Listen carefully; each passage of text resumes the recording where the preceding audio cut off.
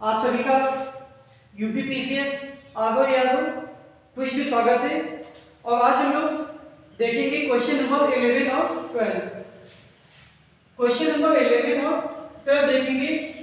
और आप लोग देखेंगे कि ये जो सीरीज चल रही है, इस सीरीज में आपको 150 क्वेश्चन तक कराए जाएंगे। और इन 150 क्वेश्चन में सभी सब्जेक्ट के होंगे। जिस तरह से पीसीएस आगो यादव का पेपर आता है, उसी पैटर्न पर ये पेपर फर्स्ट आपका चल रहा है। तो जिसपे हम लोग डिस्कस करने जा रहे हैं 11 और 12 क्वेश्चन। और ये जो क्वेश्चन है ये आपकी ज्योग्राफी से संबंधित है।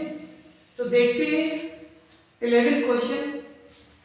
इसमें क्या कह रहा है कि वैनगंगा, पैनगंगा और वर्धा, ध्यान दीजिएगा, 3 नदियां दी हैं, वैनगंगा, पैनगंगा और वर्धा।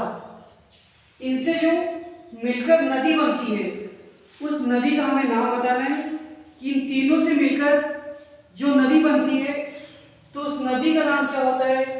आप लोग क्या जवाब देंगे? उस नदी का नाम प्राणहिता है। ऑप्शन बी आपका करेक्ट आंसर है। तो इस क्वेश्चन को आप लोग मोस्ट इंपॉर्टेंट मानते हुए नोट कर लेंगे। क्वेश्चन नंबर 12 पे आते हैं। इसमें कह रहा है कि जो ब्रह्मपुत्र नदी है, इसके विषय में असत्य कथन। तो क्या ध्यान देना है? हमें असत्य कथन बताना है। ऑप्शन ए, इसकी कुल लंबाई 3500 किलोमीटर है, आपका एकदम सही है। फिर भारत में इस नदी को ब्रह्मपुत्र नदी कहते हैं, यह भी सही है। तिब्बत में यह नदी याग्लुंग सांगपो के नाम से जानी जाती है, यह भी सही है।